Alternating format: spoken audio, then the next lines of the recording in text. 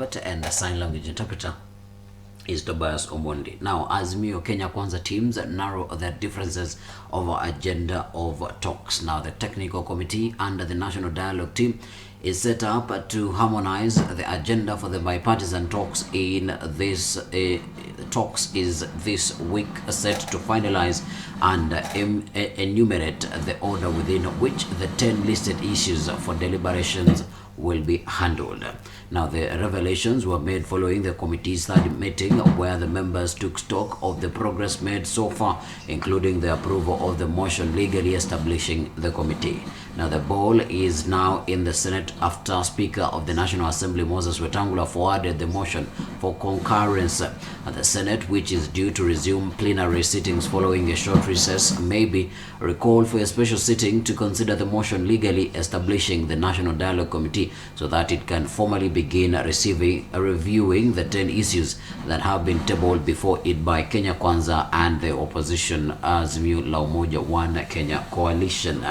The leaders spoke following the committee's third meeting, where together with the technical team they singled out preliminary issues that are bound to affect the talks and how they can be resolved. And the technical team is this week faced with one of its biggest challenges yet, determining the order with which the 10 issues for deliberations will be addressed. We meet tomorrow at 10 a.m. as agreed last week, and we tasked our technical team with concretizing and framing the agenda items and also agreeing on the framework agreement from the bipartisan team. And I want to believe that they have worked on that. At least I know they have been in touch. The two technical teams have been in touch with each other. And they will be briefing the main committee tomorrow on the framework agreement. So we've made good progress, very, very good progress, insofar as laying the foundation for these talks is concerned. Tomorrow, Monday, 21st of August, the National Dialogue Committee I will be reconvening at Bomas at 10 a.m. to take stock of the achievements over the past 1 week and to make further progress. For us, we're engaging in good faith. As we said before, we will engage in line with the Constitution, the laws that exist in this country, and of course with due respect to other state organs. And so far, so good. So far, so good. I don't think there is anything untoward that has happened to warrant people getting concerned about the prospects of the talks. Therefore, the varied opinions should not really determine what discourse we engage in as a dialogue team. We have said that we have come together as leaders in good faith and with a singular purpose of addressing issues that are of concern to the people of Kenya. And as a committee, we have taken a position that would want to remain focused on the issues before us, regardless of what other actions are happening out there. From that to Kenya signs several MOUs with Indonesia to boost ties.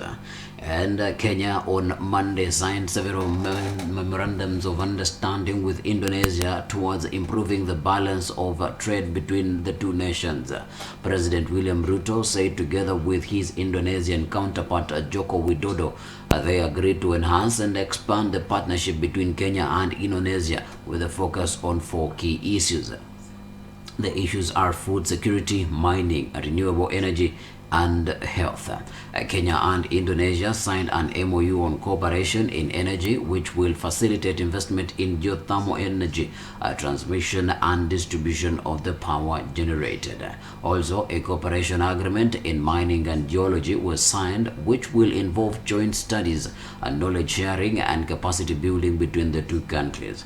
Kenya and Indonesia have also concluded an MOU between the Kenya Pharmacy and Poisons Board and the Indonesia Food and Drug Authority. Now, this will facilitate the strengthening, promotion, development, and implementation of regulatory cooperation in pharmaceutical products. And here are the full details from State House, Nairobi. Our respective ministers will continue to engage in bilateral discussions to conclude additional frameworks of cooperation in agriculture, education, and other areas of mutual interest to anchor business-to-business relations, which is the lifeblood of our thriving interstate cooperation. 6 additional MOUs have been signed between our trade facilitation institutions.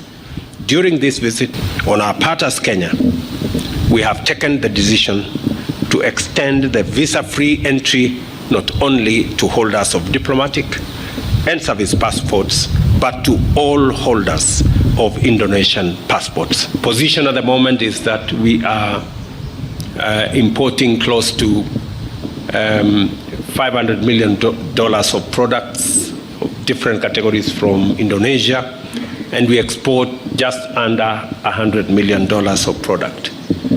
That speaks 2 things.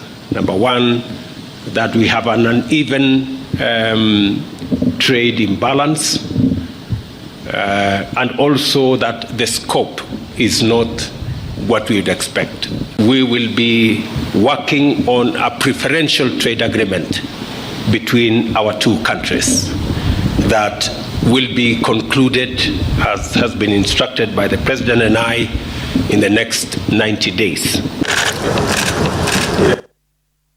From bilateral terms, now 2 court declines to lift order deregistering Pastor Ezekiel Odero's church.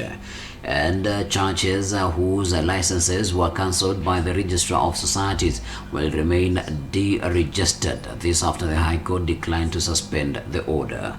Now, New Life Prayer Center founder Pastor Ezekiel Odero had moved to court seeking to overturn the decision to deregister his church. In papers filed in court, Odero, through his lawyer, says the move by the Registrar of Societies restricts his congregation's right to practice their religion. According to the controversial pastor, the move to deregister his ministry is a scheme to frustrate and obstruct the operations of the church he leads. In an application filed at Milimani Law Courts, Odero says he learned of the deregistration by the registrar's office through the media 8 days after the lapse of the 21-day notice. The affidavit is in part read the calculated scheme by the first respondent of cancelling the registration of the church on May 19, 2023 and published on 18 August 2023. Yet the applicant only became aware of the notice to showcase on the 25th of May 2023 is in a bid to frustrate the applicant's right to fair administrative action in light of his upcoming Meza ya Bwana International Conference scheduled to take place over 14 days. Now, Odero maintains that if the court does not intervene, he shall suffer irreparable harm, and his congregants' freedom of religion as envisioned by the Constitution shall be curtailed in contravention of Article 32 of the Constitution. Through lawyer Dunstan Omari, Odero accused the Registrar of Society for failing to give him the church's file so as to file the annual returns. And away from that, we come to the end of the news that are making headlines in the country. We're going to take a break. When we